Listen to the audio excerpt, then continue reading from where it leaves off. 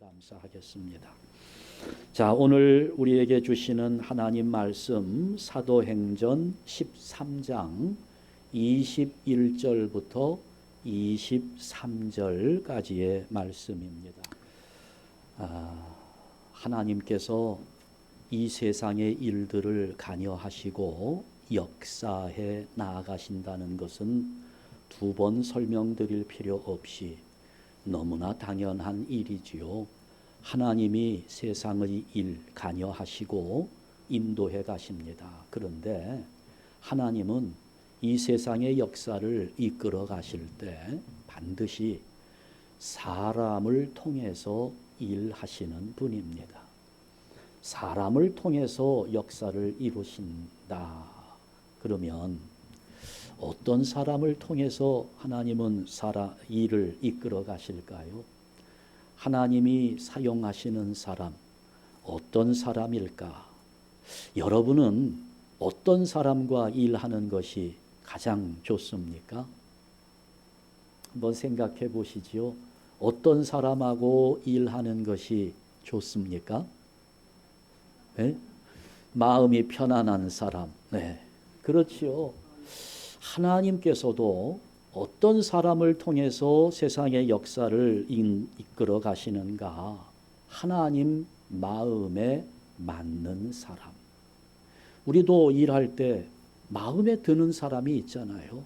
함께 일하고 싶은 사람이 있습니다. 하나님도 그렇게 하나님 마음에 맞는 사람, 우리가 내 마음에 드는 사람을 선택하듯이 하나님께서도 하나님 마음에 맞는 사람을 선택하셔서 하나님의 일을 하게 하시는데, 그런데 성경에 보면 하나님 마음에 맞는 사람이라고 하나님께서 스스로 표현한 사람이 딱 한 사람이 있습니다. 그 사람이 누구라고요? 다윗입니다. 다윗 한 사람. 하나님께서는 이 다윗의 어떤 부분을 보고 그렇게 마음에 드셨을까?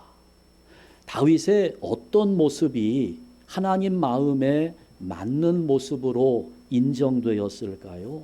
여러분 생각에는 어떤 부분이 인정되었으리라 생각됩니까? 다윗을 잘 알잖아요. 우선 생각해 볼 수 있는 것이 믿음의 용기입니다.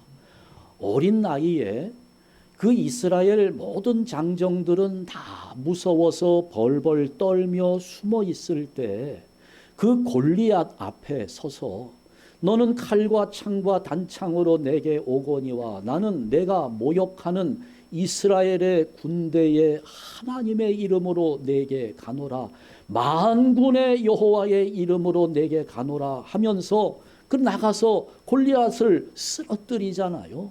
그 어린 나이에 그 믿음의 용기가 얼마나 대단합니까?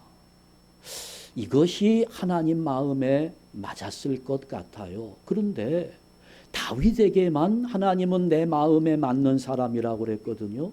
다윗 못지않은 믿음의 용기를 가진 사람 많습니다. 여러분, 우리가 모세도 알고 있잖아요. 바로 왕 앞에 서서 이스라엘 백성들을 이끌고 출애굽의 역사를 이루었던 모세, 홍해바다 앞에서도 겁내지 않고 홍해바다가 갈라지기까지 하나님의 구원의 역사를 믿었던 모세의 믿음 또한 다윗 못지 않습니다. 그런데 모세에 대해서는 하나님이 내 마음에 맞는 사람이다 이렇게 말씀하지 않았어요. 물론 모세 앞에서 사람이 친구와 이야기함같이 하나님이 모세와 말씀하셨다 이런 표현은 있어요. 그런데 내 마음에 맞는 사람이라는 표현은 쓰지 않습니다. 우리가 엘리야를 잘 알고 있지요. 갈멜산에서 850명의 이방 선지자들과 기도의 대결을 벌이지 않았습니까? 그래서 하늘에서 불이 내리고 비가 오게 되는 놀라운 역사 승리를 거두었던, 그래서 이 엘리야는 850명 이방 선지자를 다 죽이는 쾌거를 이루었잖아요. 이 엘리야의 믿음 또한 다윗의 믿음과 뭐 버금가지 않습니다. 대등해 보여요. 그런데 그 엘리야를 향해서도 하나님은 내 마음에 맞는 사람이다 이렇게 표현하지 않았습니다. 또 바벨론의 포로로 잡혀간 사람들 중에 다니엘의 용기를 우리는 알고 있습니다. 여기 신상에 절해야지 다른 신에게 절하면 죽임을 당하게 될 것이다. 사자굴에 던져질 것이다 라는 이야기를 알고서도 다니엘은 자기가 기도한 것 숨기지 않고 예루살렘을 향하여 열린 창 앞에서 하루에 3번씩 하나님께 감사의 기도를 드리다가 사자굴 속에 던져졌습니다. 이 다니엘의 믿음의 용기 또한 이 다윗의 용기와 버금가지 않아요. 대등해 보입니다. 그런데 하나님은 그 다니엘에게도 내 마음에 맞는 사람이다라는 표현을 사용하지 않았습니다. 오직 한 사람 다윗에게만. 그러면 다윗은 믿음의 용기 말고 또 다른 훌륭한 점이 뭐가 있나? 찾아보니까 뭐가 하나 또 있기는 있어요. 뭐가 있습니까? 다윗은 자기가 왕의 신분임에도 불구하고 자기가 범죄한 것을 지적하는 나단 선지자 앞에서 바로 무릎을 꿇고 회개합니다. 그 또한 용기입니다. 자기의 자리를 연연하지 않고 자기의 위신, 자기의 체면 생각하지 않으면서 그냥 하나님께 무릎 꿇고 내가 잘못했습니다. 범죄했습니다. 회개할 수 있는 그런 겸손한 마음을 가지고 있었던 다윗입니다. 그것을 하나님께서 마음에 들어 하셨을까? 당연히 그런 모습이 마음에 드셨겠지요. 그러나 성경에 다윗만큼 회개한 사람 많이 있고요. 다윗만큼 하나님 앞에 눈물을 흘렸던 분 많아요. 당장 예레미야 선지자만 우리가 생각해 보아도 그분의 별명은 눈물의 선지자입니다.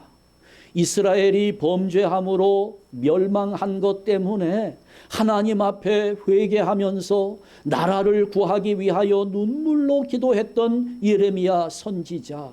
다윗 못지 않습니다. 그런데 예레미야에게도 하나님은 내 마음에 맞는 사람이다 이렇게 말씀하지 않았어요. 다윗에게만 이런 말씀을 하셨거든요. 여러분 집에 자녀들이 여럿 있을 겁니다. 그 자녀들이 다 마음에 듭니까? 여러분 어때요?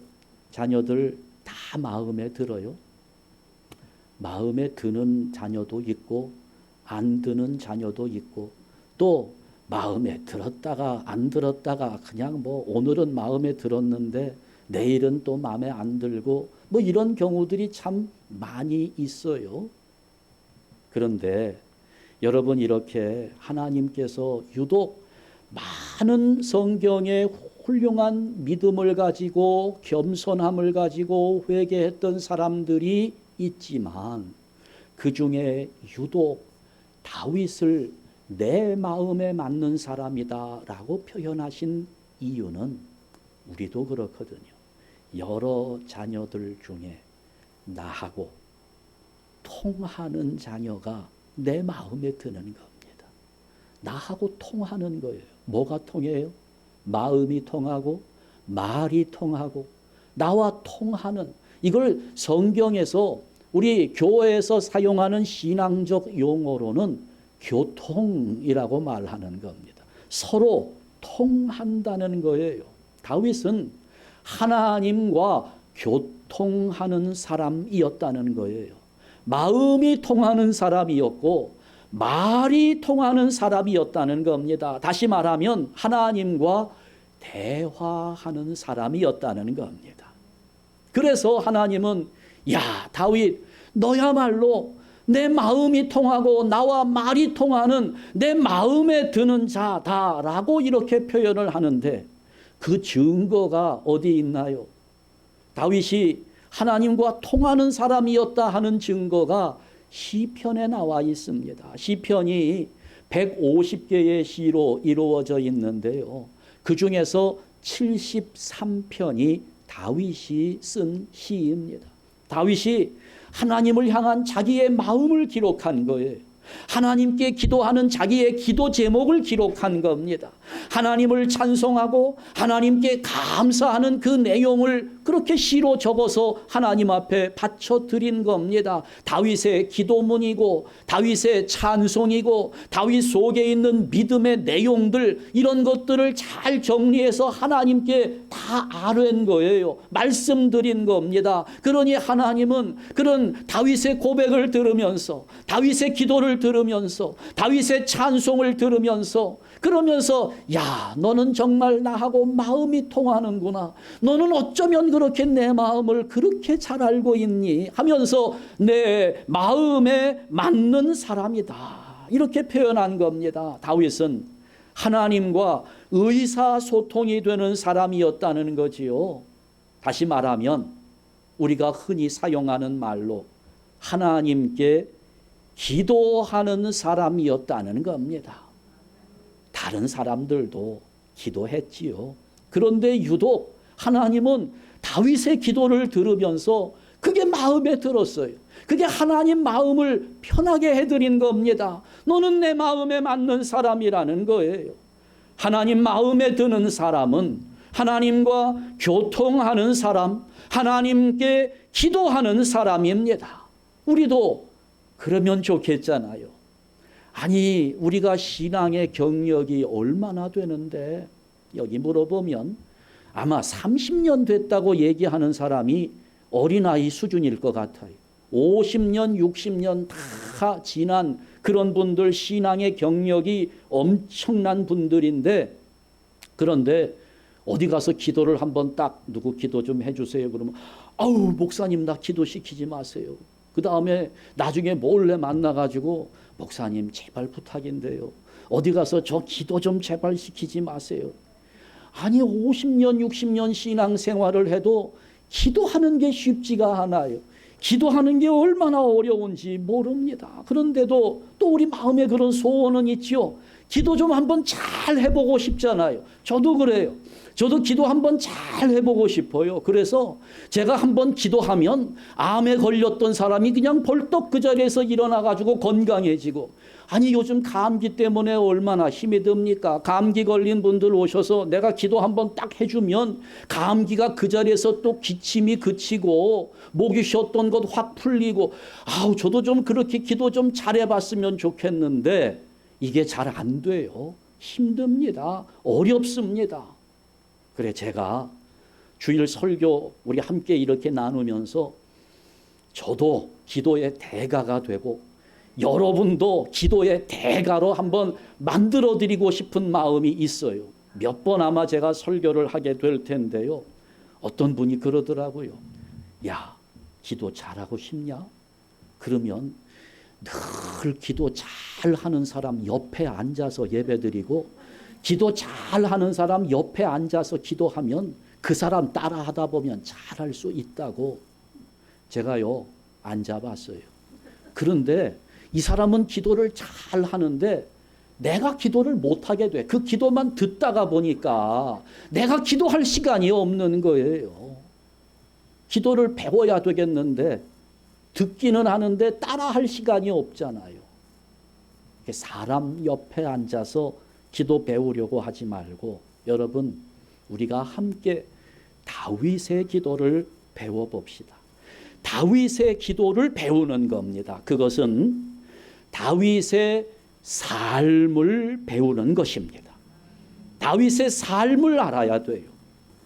다윗은 일상의 모든 부분에서 하나님을 생각하는 사람이었습니다. 하나님을 생각하며 사는 사람이었어요. 여기 옆에 보시면 한번 마음으로 읽어보세요. 하루 종일 누구 생각? 주님 생각. 하루 종일 주님 생각. 어떤 분이 저에게 컴플레인해요. 아니 목사님 하루 종일 주님 생각만 하고 어떻게 삽니까? 돈도 벌어야 되고 사람도 만나야 되고 할 일이 얼마나 많은데 하루 종일 주님 생각하면서 어떻게 사느냐고 컴플레인을 해요. 우선 설명을 드리지요. 일단은 하나님께 집중하는 인생이 되어야 한다는 것입니다. 제가 가르쳐 드릴게요. 이 다윗은요, 하루 종일 하나님을 묵상하는 삶을 살았던 사람입니다. 여러분 잘 알고 계시는 시편 23편 1절 말씀 뭡니까? 우리가 암송 따로 안 했지만 다 알고 있잖아요. 우리 한번 다 같이 읽습니다. 여호와는 나의 목자시니 내게 부족함이 없으리로다. 아멘. 너무 귀한 말씀. 여러분 이 말씀은요, 장례식에 가서 해도 되고 결혼식에 가서 해도 되고 환갑 때 가서 해도 되고 칠순에 해도 되고 돌잔치에 가서 해도 되고요, 아무 데나 가서 이 구절 갖다 대고 설교해도 가능한 구절입니다. 얼마나 위대한 구절인지 몰라요. 여러분 다윗은 뭐 하는 사람이었나요? 목동이었습니다. 양을 치는 사람이었어요. 어렸을 때부터 목동을 칩니다. 양을 치는 거예요. 양을 보호합니다. 양이 먹을 수 있도록 푸른 초장으로 안내합니다. 마실 수 있도록 쉴 만한 물가로 또 인도해 가요. 다친 양이 있으면 또 치료해 줍니다. 사자들이 덤벼들 때 보호해 줍니다. 그걸 누가 다 해요? 자기가 그걸 하는 거예요. 그러면서 다윗은 양을 치면서 하나님이 생각이 나는 겁니다. 내가 이렇게 양들을 보호하듯이 하나님은 나의 인생을 보호하고 계신다는 것을 깨닫는 겁니다. 그러면서 노래하는 거예요. 내가 이렇게 양들을 돌보는 목자로서 이 양들을 위하여 이렇게 삶을 사는 것처럼 하나님은 나의 목자가 되시니 내가 부족함이 없다는 겁니다. 병들었을 때에도, 가난할 때에도, 부할 때에도, 어려운 형편에 처할 때에도 하나님이 나의 목자가 되시니까 이걸 깨닫는 거예요. 다윗의 일상이 하나님께 집중하는 삶이었다는 겁니다. 오늘 우리는 어떻습니까? 신앙 따로, 생활 따로. 신앙 생활은 어디에서만? 교회에서만 신앙 생활을 하니까. 그러니 집에서도 일터에서도 하나님 생각이 나지를 않아요. 주님 생각을 안 합니다. 돈 버는 일만 생각을 하게 되고, 여러분 어떤 분은 그런데요, 자기는 늘 주님만 생각한대요. 벌써 오래전 이야기입니다. 요즘은 세탁기에서 빨래를 하지만 예전에는 손으로 빨래를 했잖아요. 그런 시절에 속옷이라든지 또 행주 이런 것들, 수건 더러워지면 어떻게 깨끗하게 했나요? 양재기에다가 물을 넣고 그 빨래 집어넣고 뭐 잿물도 넣고 그래가지고 어떻게 했어요? 연탄불 위에 올려놓고 푹풀 삶잖아요. 그런데 가만히 내버려만 두면 안 되죠. 그 빨래 빵망이 가지고 그거 뒤집어 가면서 막 삶는데, 그분은 그 빨래를 삶는 게 그렇게 귀찮고 힘들더래요. 그래가지고 늘 불평이었는데, 어느 날 예수님을 만나고 은혜를 받고 보니까 빨래 삶는 일이 얼마나 즐거워졌는지, 빨래를 삶으면서 주님, 내 영혼 속에 더러운 것들도 이 빨래처럼 푹푹 말씀의 뜨거운 물로 삶아 주시옵소서 하면서 그걸 삶는데 얼마나 기쁨이 넘치는지 모르겠더라는 거예요. 여러분, 저도 그래서 그 이야기를 듣고 그 다음서부터 책상을 정돈하면서 하나님, 내 인생도 이렇게 정돈된 인생이 되게 하여 주옵소서. 내가 그냥 일상적인 삶을 살아가면서 하나님께 기도하는 일상이 되는 겁니다. 그렇게 되는 거예요. 집에 들어가서 보면 아이들이 자기가 알아서 밥상을 차려서 밥을 먹으면 참 고맙죠. 내가 들어가서 따로 차려주지 않아도 아이들 자기들 스스로 차려 먹으니까 너무 고맙잖아요. 그런데 그 다음이 문제예요. 집에 들어갔는데 차려서 먹은 건 좋은데 뭐가 남아 있어요? 흔적들이 그냥 싱크대에 설거지가 꽉 있으면 그래도 보통 때는 괜찮은데 좀 몸이 피곤하고 이럴 때 들어갔는데 싱크대에 그냥 설거지 하나 가득 쌓여 있으면 확 짜증이 올라오잖아요. 그럴 때 설거지를 해주면서도 하나님 생각할 수 있어요. 하나님, 우리 자녀들의 인생, 내가 지금 이렇게 우리 자녀들의 흔적을 깨끗하게 닦아서 정돈해 놓는 것처럼 하나님, 우리 자녀들의 인생 지저분한 거 다 씻어주시고 죄 깨끗하게 없애주시고 내 자녀의 인생 이렇게 깔끔하게 정리되고 정돈된 인생 되게 하여 주시옵소서. 이렇게 할 수 있어요. 하루 종일 주님 생각할 수 있을까요? 없을까요? 있죠. 이제 그런 컴플레인 하지 마세요. 얼마든지 할 수 있는 겁니다. 손님이 찾아왔어요. 이 손님이 막 얼마나 내 속을 긁어대는지 승질나게 만드는 거예요. 당장 내쫓고 싶은데 또 내쫓을 수 없잖아요. 돈 벌어야 되는데 이거 물건 하나 팔아야 되나. 꾹 참았습니다. 아우, 저런 인간, 속으로 별 욕이 다 떠오르는데 그래도 화내지 않은 거 얼마나 감사해요. 하나님, 저런 사람 앞에서 화내지 않도록 인도해 주시니 감사합니다. 하루 종일 주님 생각하면서 살 수 있는 거예요. 여러분, 우리가 기도를 잘 하고 싶으면, 기도의 대가가 되고 싶으면 이거부터 할 줄 알아야 됩니다. 일상의 삶에서, 평범한 삶 속에서 하나님을 발견하고 그 하나님께 감사하는 성도가 되는 것. 그래야 우리는 기도 잘할 수 있는 성도들이 될 수 있는 겁니다. 하여튼 우리는 좀 이제 오래 신앙생활 했으니까요, 내 마음속에 있는 이 믿음의 내용들이 좀 정돈되어야 합니다. 정리되어야 하는 거예요. 그렇잖아요. 지금까지 우리가 살면서 하나님께 내게 베풀어 주신 은혜들이 얼마나 많습니까? 하나님이 내게 주신 은혜 속에 내가 얼마나 많은 변화가 일어났습니까? 또 그러는 중에 내 안에 하나님을 향한 마음들이 많이 있어요. 이런 마음들, 이게 내가 기도하는 기도의 제목들, 감사하는 내용들, 이런 것들이 뭔가 내가 구체적으로 하나님 앞에 표현할 수 있어야 되는데 이게 정돈되어 있지 않기 때문에 이게 잘 표현되지 않는 겁니다. 하루에도 우리 머릿속에 스쳐 지나가는 생각들, 아이디어들이 얼마나 많습니까? 그런 생각들이 막 스쳐 지나갈 때 그런 게 하나님 앞에 다 표현될 수 있다면 너무 좋겠는데, 그런데 여러분, 우리 지금 우리 안에 믿음의 개념들이 막 이리저리 널려 있는 것들이 굉장히 많이 있잖아요. 이런 것들이 내가 소리를 내어 하나님께 기도하는 가운데 이런 개념들이 정돈되어 가는 것입니다.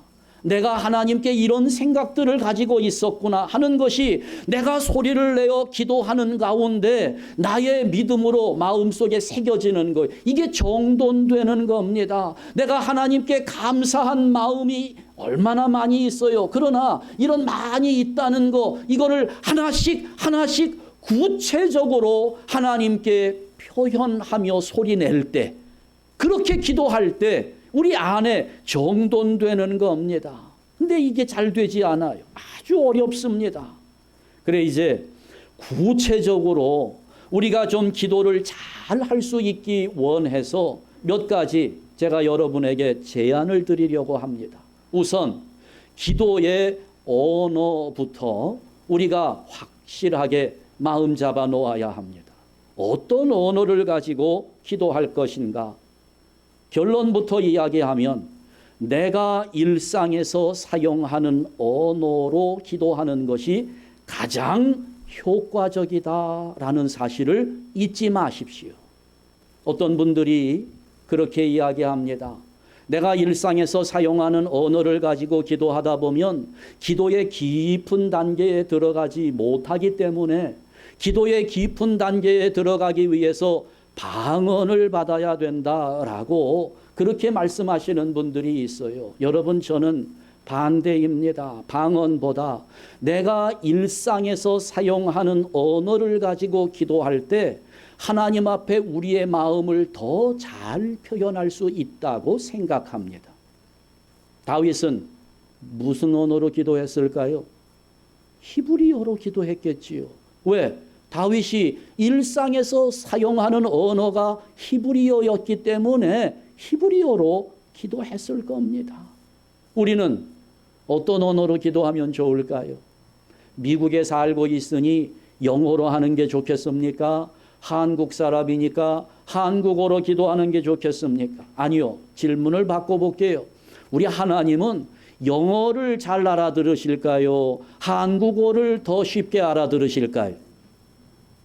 하나님은 어떠신가요? 어떤 무당이 그러더라고요. 우리들에게서 귀신을 쫓아내야 된대요. 그런데 우리 속에 귀신이 있어서 귀신을 쫓아내야 되는데 귀신 보고 한국말로 나가라고 얘기하니까 이 귀신이 한국말을 몰라가지고 못 나간다는 거예요. 그러니까 귀신이 알아듣는 방언으로 해야 귀신이 쫓겨날 텐데 한국말로 하니까 안 쫓겨난다는 거예요. 제가 묻고 싶어요. 그분을 직접 만나지는 않았는데 묻고 싶은 게 있습니다. 아니 한국말도 못 알아듣는 게 귀신입니까? 어때요 여러분? 하나님은 한국어가 쉬우실까요? 영어가 쉬우실까요? 다 알아들으세요. 다 알아들으십니다. 그러면 표현하는 내가 쉽게 할 수 있는 언어, 이것이 가장 효과적인 것입니다. 그러니까 여러분 방언하려고 괜히 애쓰시지 말고요. 그냥 내가 사용하는 말로 기도하시면 됩니다. 하나님이 그것을 가장 기뻐하시는 겁니다. 어떤 목사님이 미국 교회에 청빙을 받으셨어요. 그래 가셨는데 미국 교회니까 영어로 하려고 그냥 애를 쓰셨어요. 그랬더니 그 교인들이 그냥 얼마나 경청을 하는지 너무너무 감사했대요. 야, 나도 이제 영어를 잘 하나 보다. 그러다가 이제 어떤 분이 이사를 가시게 됐어요. 한 1년쯤 되었을 때.